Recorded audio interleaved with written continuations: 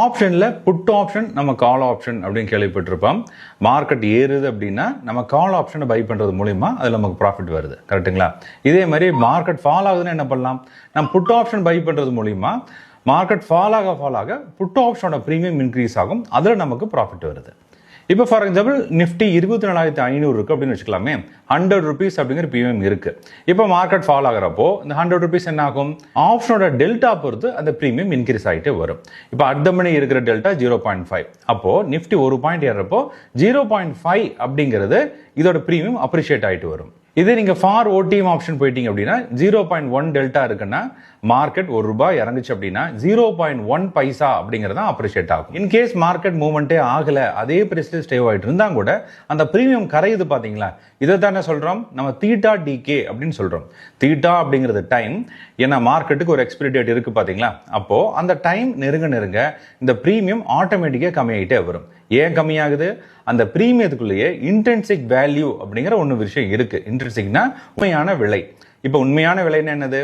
இப்போ 24,500 இருந்து மார்க்கெட் 24,550 போயிருக்கு அப்படின்னா அப்ப என்ன ஆகும்? 24,500 அப்படிங்கிற புட் ஆப்ஷனோட உண்மையான விலை ₹50. ₹100 ட்ரேட் ஆகிட்டு இருந்துச்சு அப்படின்னா அந்த ₹50 அப்படிங்கிறது தான் இன்ட்ரின்சிக் வேல்யூ. மீதி இருக்கிறது ₹50 என்னது? நமக்கு டைம் வேல்யூ. இந்த டைம் வேல்யூ என்ன ஆகும்? ஆட்டோமேட்டிக்காக மார்க்கெட் எங்கேயும் மூவ்மெண்ட் ஆகாமல் 25,550 இருந்து என்ன ஆகும்? கம்மியாகிட்டே வந்துட்டு இருக்கும். இதை தானே சொல்கிறோம் தீட்டா டிகே அப்படின்னு சொல்கிறோம். இதை அவாய்ட் பண்ணுறதுக்கு நீங்கள் ஸ்ப்ரெட்ஸ் நீங்கள் எடுக்கலாம். ஃபார் எக்ஸாம்பிள் நீங்கள் நேக்கட் புட் ஆப்ஷன் நீங்கள் எடுக்கிறீங்க, 100 rupeesக்கு நீங்கள் பை பண்ணிட்டீங்க. இப்போது 500 பாயிண்ட்ஸில் இருக்கக்கூடிய இன்னொரு புட் ஆப்ஷனை நீங்கள் செல் பண்ணுறது மூலிமா நீங்கள் ஸ்ப்ரெட்டை நீங்கள் எடுக்கலாம். ஒரு பை ஒரு செல் நீங்கள் எடுத்தீங்கன்னா அதுக்கு பேர் ஸ்ப்ரெட். நீங்கள் கால் எடுத்தீங்கன்னா அதுக்கு பேர் கால் ஸ்ப்ரெட். புட்ல எடுத்தீங்கன்னா அது புட் ஸ்ப்ரெட். இதுலேயே கிரெடிட் ஸ்ப்ரெட், அடுத்து டெபிட் ஸ்ப்ரெட் அப்படின்னு இருக்கு. எடுக்கிற ஸ்ப்ரெட் உங்களுக்கு பணம் கொடுத்துச்சு அப்படின்னா அது வந்து கிரெடிட் ஸ்ப்ரெட். இதுவே உங்கள்கிட்ட இருந்து பணம் எடுத்துட்டாங்க அப்படின்னா அது டெபிட் ஸ்ப்ரெட். ஃபார் எக்ஸாம்பிள் பாருங்களேன், இப்போ மார்க்கெட் இறங்குதுன்னு வச்சுக்கலாம்.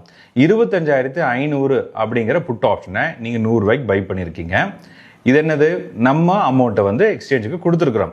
இப்போ மார்க்கெட் இறங்குறங்க என்ன ஆகும்? அந்த புட்டோட ப்ரீமியம் இன்க்ரீஸ் ஆகுது, கரெக்டுங்களா?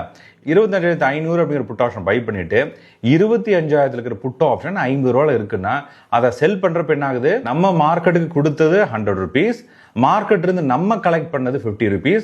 அப்போ நெட்டா நம்ம 50 rupees எக்ஸ்சேஞ்சுக்கு கொடுத்துருக்குறோம். இதை தான் என்ன சொல்கிறோம்? டெபிட் ஸ்ப்ரெட்னு சொல்கிறோம். அது புட் சைட் பண்ணுறதுனால புட் டெபிட் ஸ்ப்ரெட் அப்படின்னு நம்ம சொல்லணும். இதே மாதிரி கால் செட் பண்ணால் அது என்னது? கால் டெபிட் ஸ்ப்ரெட்.